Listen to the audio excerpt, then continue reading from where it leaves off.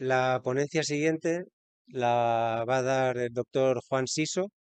Juan Siso es doctor en Derecho Público, es profesor honorario de la Rey Juan Carlos, está acreditado como investigador por la Universidad Complutense, es miembro del Comité Nacional de Ética Asistencial del INSERSO, em, es docente y formador de posgrado en centros sanitarios y sociosanitarios públicos y privados a través de cientos de intervenciones. Entre ellas, Juan nos ha formado a nosotros en la Fundación María Wolf. Em, es secretario general de la Asociación Iberoamericana de Derecho Sanitario y ha sido director del Instituto Superior de Derecho y Economía en el área Big Data de Derecho Sanitario. Juan va a hacer un estudio de sentencias judiciales que tienen que ver con caídas y en residencias. Es un tema que nos afecta a todos. Por un lado, tenemos que garantizar los derechos fundamentales de las personas que atendemos en los centros sociosanitarios, pero también es importante que los que trabajemos y demos estos servicios tengamos seguridad jurídica, que se nos castigue si somos negligentes, pero si no somos negligentes y ocurre algo en relación a las caídas, que por defecto no se nos haga culpables de esto. Esto yo creo que es de sentido común y nuestro sector, que está cada vez teniendo más problemas de captar personal y tenemos dificultades en hacerlo atractivo, tenemos que ver cómo encontramos salidas jurídicas a esto. Y sin más preámbulo, te paso la palabra, Juan.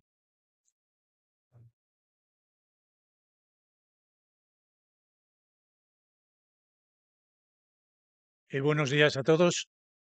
Quiero comenzar agradeciendo a Fundación María Wolf, en la persona de Rubén Muñiz, su confianza y atención en llamarme para intervenir en este foro. Y quiero agradecer, como no, a todos ustedes su atención y su presencia, sin lo cual no sería posible la mía. Y voy a subir al escenario a contar cosas jurídicas eh, rascadas un poco de mi conocimiento, estudios y experiencia. Pero no teman que no les voy a aburrir con sentencias, a pesar del título. No les voy a aburrir. Voy a hacer un repaso rápido sobre el sentido de las sentencias más que sobre las sentencias mismas. Hace unos días estaba en un establecimiento público con unos amigos y en la televisión salió una noticia que ustedes recordarán. La momia egipcia de hace 3.500 años que descubrieron y que en un interesantísimo reportaje de National Geographic la llaman la momia del grito, porque su cara parece el grito de Munch, si recuerdan ustedes esta momia. Pues bien, en la noticia dijeron que se trataba de una anciana de 43 años. Alguien que estaba allí dijo, ¿una anciana de 43 años? Entonces yo que tengo 62 soy un cadáver. Claro, esta persona no andaba muy al corriente de lo que eran las esperanzas de vida a lo largo de la historia.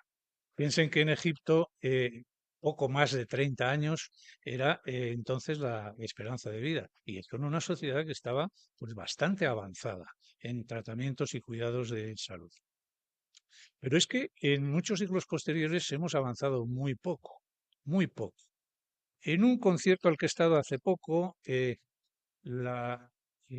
papelito en el que se ponen los compositores, fíjense, Wolfgang Amadeus Mozart, 1756-1791, 35 años de vida.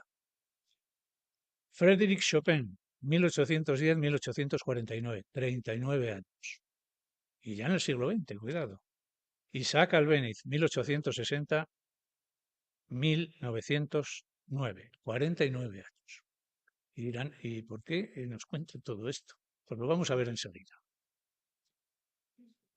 Hemos llegado al siglo XX y cuando comenzó la esperanza de vida eran 40 años.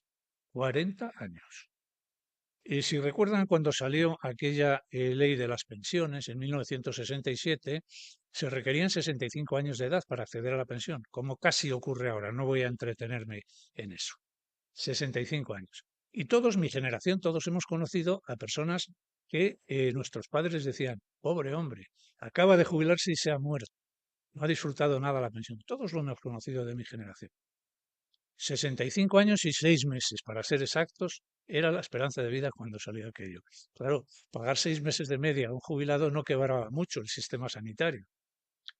Fíjense que en Japón, Shinzo Abe, el ministro de Finanzas, proclamó y salió en todos los medios de difusión una frase que decía, los viejos en este país tienen que darse prisa en morir, cuestan mucho al Estado. Da escalofríos oír eso. Pero es que aquí lo dijo en España alguien muchos años antes. ¿Se acuerdan del informe Abril? En el informe Abril, Costas Lombardía, el vicepresidente del informe Abril 1990, ya dijo algo muy parecido. Dijo que costaba mucho al sistema sanitario, se centraba en la sanidad, atender a las personas mayores y que había que buscar alguna solución, si no se moría toda esta gente. Bien, hasta aquí más o menos la introducción que yo quería darles y pasamos directamente ya a la presentación. Esto ahora en el siglo XXI nos muestra esta evolución del aumento de la esperanza de vida, nos ha llevado a una paradoja. Y esta paradoja es la siguiente. Hay un evidente aumento de la esperanza de vida. Causas, pues las innovaciones tecnológicas, la mejor atención de la salud, los mejores hábitos de vida, etcétera, etcétera. ¿Y esto qué supone? Pues supone que como vivimos más, la dependencia y la decrepitud alcanzan con mayor seguridad un porcentaje cada vez mayor de gente. Cada vez las personas mayores están más decrépitas en la última etapa de vida. Esto es bueno porque llegan a vivir mucho. Solo hay que preocuparse de atender estas dolencias, pero es un hecho. Por otra parte, estos colectivos de edad avanzada, como ustedes saben perfectamente, los que están en su atención diaria, tienen pluripatologías, están polimedicados. Y esto hace que la atención sea cada vez más difícil y que estemos situados en un estado de incertidumbre en la atención de estas personas. A mí me gusta recordar, reconociendo el valor del trabajo de las personas que atienden a los mayores, que la medicina rara vez está en situación de probabilidad, nunca o casi nunca de certeza, y se mueve siempre en el terreno de la incertidumbre. Este es el escenario tan difícil en el que tenemos personas cada vez más vulnerables, cada vez más difíciles de atender y en un estado de incertidumbre que los avances del estado de la ciencia no logran atizar. Y vamos a hablar de derechos, ya que yo soy jurista. Los derechos enunciados en todos los textos legales, desde la Constitución a la legislación ordinaria, no son nada sin sus garantías. Podemos reconocer que alguien tiene derecho a permanecer en una vivienda porque tiene un contrato, pero si no le damos una garantía de estabilidad en el disfrute de esa vivienda como arrendador, no vale para nada esa norma. No son nada los derechos sin sus garantías. ¿Y qué hacemos para defender esas garantías? Pues utilizar distintas vías y acabamos en los tribunales muchas veces. Y acabamos en los tribunales porque la Constitución, en el artículo 24, reconoce lo que se llama precisamente el derecho a la tutela judicial efectiva. Es decir, que los tribunales defiendan nuestra posición si es que a derecho conviene que así lo haga. Pero los derechos en juego son muy variables. Puede tratarse de derechos, como vamos a ver enseguida, de índole fundamental o de índole ordinaria. Y puede haber una colisión de derechos protegidos. Ahí voy a centrar una parte de mi exposición. Derechos fundamentales: libertad, dignidad, vida, integridad. Constitución, título primero.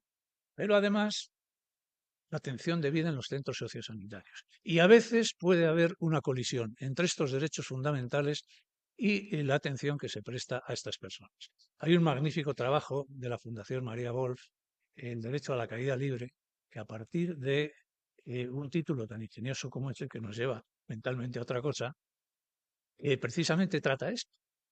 Una persona tiene derecho a defender sus derechos fundamentales, libertad, dignidad, etcétera, etcétera. Y si eso le puede costar caerse, pues ahí estamos.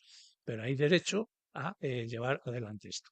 Los títulos son muy ingeniosos para presentar los trabajos, porque nos atraen en el buscador de inmediato hacia ellos.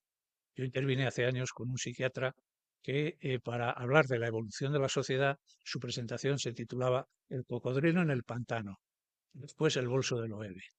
Claro, evidentemente aquello nos llevaba a todos. Inmediatamente, si teníamos que elegir presentaciones en aquel congreso, todos íbamos a ver al cocodrilo. Bien, pero como se me ha pedido que haga una evolución histórica de las sentencias, voy a hacerla.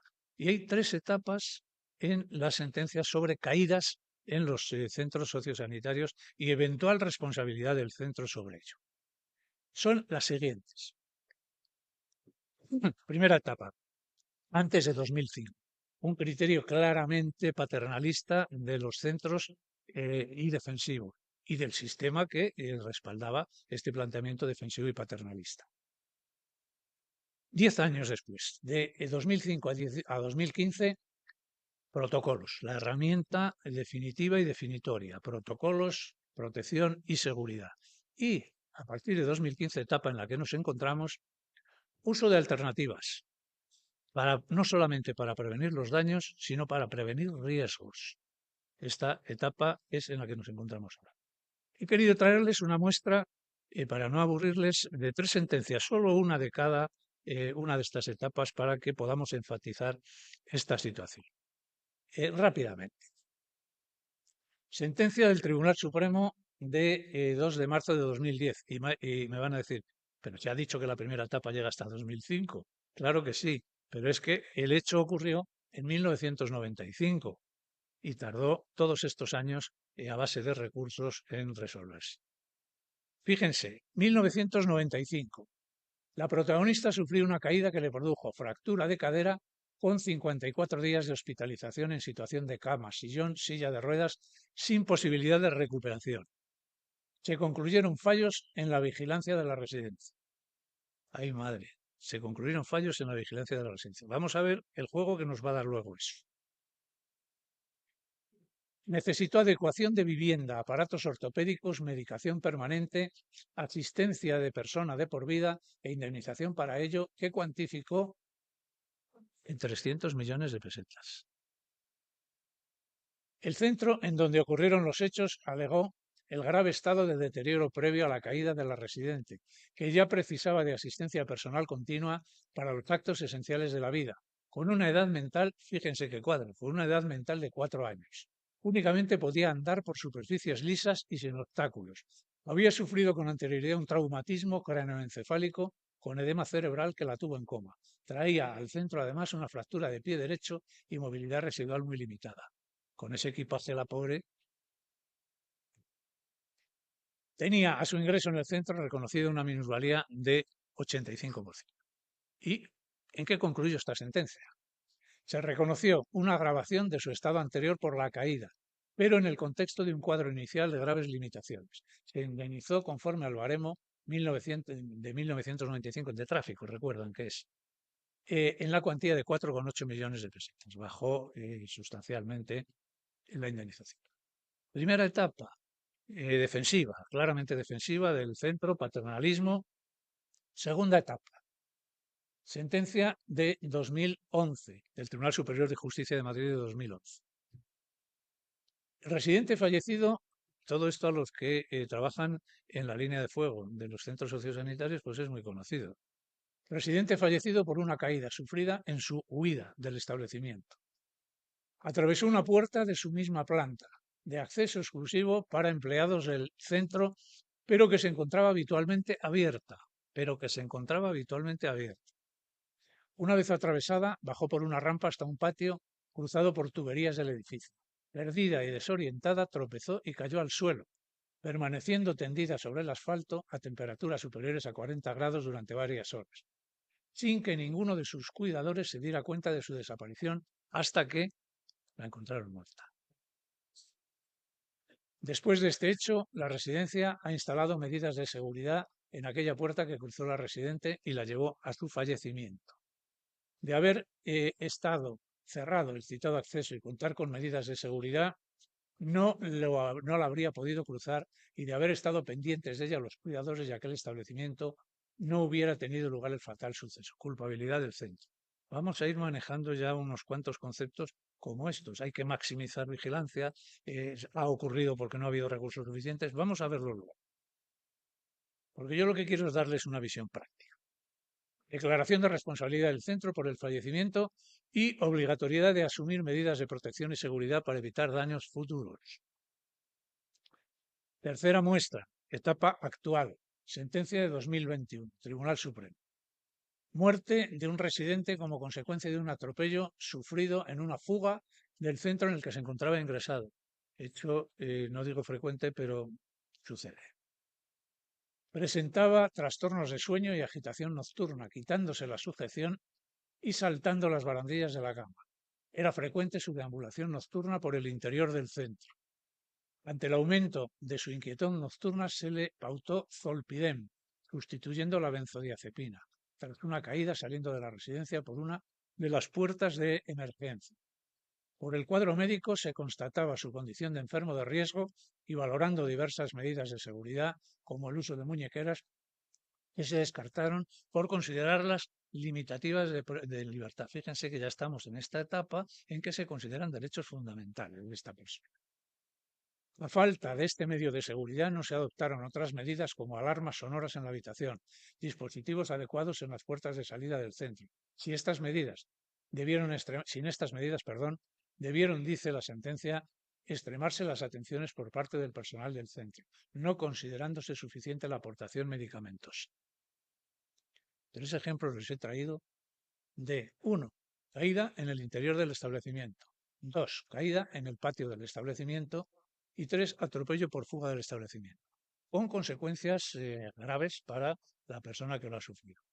Pero ¿qué es lo que planea sobre todo esto? Lo que planea sobre todo esto es la culpa invigilando del establecimiento.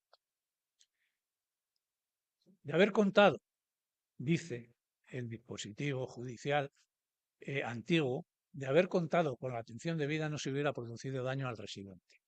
Esto es tan así. Es decir, tenemos que extremar los medios, tenemos que poner todas las garantías para que eso suceda. Y si poniéndolas sucede, ¿qué pasa? Vamos a ver. Yo no quiero traer una visión alarmista, quiero traer una visión realista. Y quiero mostrar cuál es la situación ahora mismo de la jurisprudencia de los tribunales y cuáles son las medidas y los medios que pueden poner los centros sociosanitarios. Fíjense, si lo trasladamos a otro asunto, los centros sanitarios, nos acordamos, por ejemplo, de las enfermedades nosocomiales. Las enfermedades nosocomiales suceden. ¿Se pueden evitar absolutamente las enfermedades nosocomiales? Lo que se llama la tasa cero es imposible. ¿Qué es lo que tiene que hacer el centro entonces? Contar con una buena comisión de infecciones, contar con protocolos adecuados, poner en marcha una serie de instrumentos garantistas. Pero no es posible, como digo, el daño cero. Como tampoco es posible el daño cero en estos casos. ¿Qué es la culpa invigilando? Pues una responsabilidad que alcanza a cualquier centro con obligación de cuidar personas y por multitud de motivos que la puedan originar.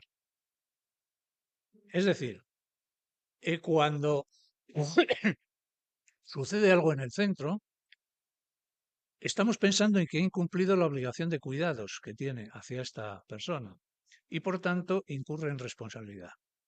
Pero en derecho, afortunadamente en nuestro sistema jurídico, la culpabilidad está basada en la prueba. Y si no hay prueba, no hay culpabilidad, hay ruptura. O bien se rompe el nexo causal o bien se rompe la responsabilidad probado el nexo causal. ¿Qué es lo que pasa? Voy a salirme de la jerga jurídica. ¿Qué es lo que pasa entonces en estos casos? Pues que para que se dé culpa invigilando necesitamos los siguientes requisitos. Primero, existencia de un daño y su cuantificación económica, ya que estamos hablando en el terreno indemnizatorio, y su cuantificación económica. 2. Determinación del origen del mismo. ¿Qué ha fallado? ¿Quién ha fallado? Y tercero, evidentemente, una relación de causalidad. Vínculo de la causa del daño con la empresa. Pero aparece aquí algo muy importante. falta de diligencia de la empresa en la vigilancia. Y la falta de vigilancia de la empresa tiene que demostrarla la empresa. Opera lo que se llama la inversión de la carga de la prueba. Esto es terrible, esto es peligrosísimo. Es decir, es la empresa quien tiene que demostrar que lo ha hecho bien. La carga de la prueba en el ordenamiento jurídico español supone que quien afirma algo lo ha de demostrar. Sin embargo, aquí quien lo ha de demostrar es la empresa. Les voy a contar un caso en el que yo intervine, muy curioso, sobre culpa invigilando. Metro de Madrid. Una señora demanda al Consorcio de Transportes de la Comunidad de Madrid porque se ha caído por en una escalera que estaba mojada, acababan de baldear. Y esta persona perdía el metro y se cayó. Y demanda al Consorcio de Transportes de la Comunidad de Madrid. Y entonces el Consorcio de Transportes tiene que demostrar que había todo funcionado bien, que no había sido más que culpa del atolondramiento, si me permiten la palabra, de esta señora que bajaba corriendo. Pero ¿cómo lo podía demostrar? Ya se les ha ocurrido. Las cámaras de vigilancia.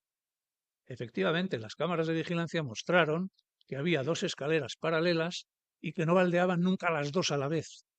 Baldeaban una, le ponían las pinzas esas amarillas, ¿saben? De triángulo, precaución, piso mojado, cortando el paso para que la gente usase la otra. Y esta señora dio la puñetera casualidad de que tenía el vagón del metro enfrente de la mojada. Bajó por la mojada y se cayó. Absolución. El consorcio de transportes, evidentemente. Pero tuvo que demostrarlo. Pero tuvo que demostrarlo.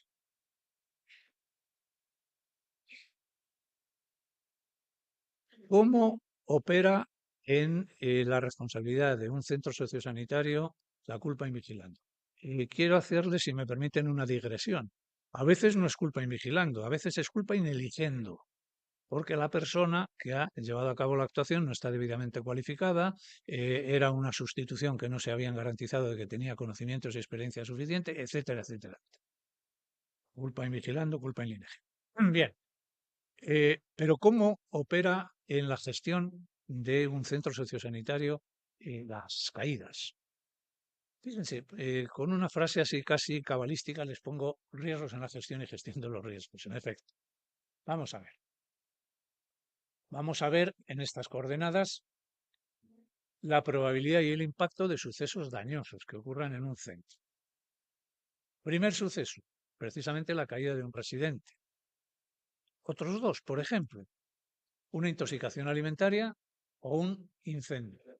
Observen que la caída del residente es de alta probabilidad, porcentualmente, pero de bajo impacto, salvo que haya una reclamación de responsabilidad, salvo que haya una gravedad en las consecuencias. Sin embargo, un incendio sale en los periódicos, sale en la televisión. Es evidentemente mucho más impactante.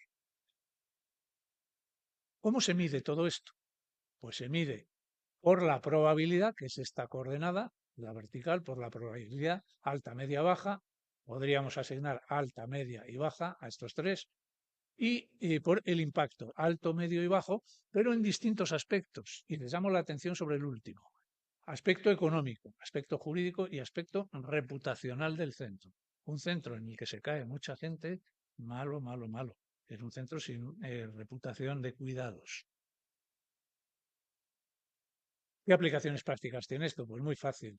Los seguros, cálculo de coste o la imagen de la empresa, el aspecto reputacional precisamente que antes les decía. Pero, y voy concluyendo, quiero llamarles la atención sobre algo. Caída y daño al residente no es igual necesariamente subrayado a responsabilidad, porque la clave está en los adverbios, en nuestro lenguaje muchas veces. No es igual necesariamente. Puede que sí, pero puede que no. ¿Y cuál es la probabilidad de que sea que no? ¿En qué hay que basarse? Hay que considerar cuestiones como, uno, la evitabilidad absoluta no existe. Hemos visto en la exposición que hemos oído antes cómo las caídas por neurolépticos, psicotrópicos, etcétera, etcétera, se producen y reduciéndolos se reducen las caídas. Pero no, no existe la tasa cero, no es posible. Lo único que podemos hacer es procurar que se acerque a cero este acaecimiento. Necesario respeto a la dignidad y autonomía de la persona, lo que antes les comentaba. Colisión jurídica entre dos bienes protegidos, entre dos derechos protegidos, derechos fundamentales y derechos ordinarios. El derecho a la seguridad en un centro sociosanitario es un derecho básico que hay que atender, pero sin menoscabar estos otros derechos, la dignidad y la autonomía, precisamente. ¿Cuál es el remedio entonces? Pues que el centro procure contar con garantías de seguridad y condiciones adecuadas de protección al residente. Esto que hemos visto que ha fallado en las sentencias, que si la puerta no estaba cerrada, que si los cables estaban desordenados y en una persona con una tasa visual baja tropieza y se cae, etcétera, etcétera. Y esta es la frase con la que quiero cerrar. Me gustó mucho. Lo más valioso de cualquier existencia humana es la dignidad que le es inherente. Yo les añado una de Arthur Gunfrey, que a mí me gustó también, y que dice, hay muchas personas a las que no podemos ayudar, pero no existe nadie a quien no podamos perjudicar. Muchas gracias.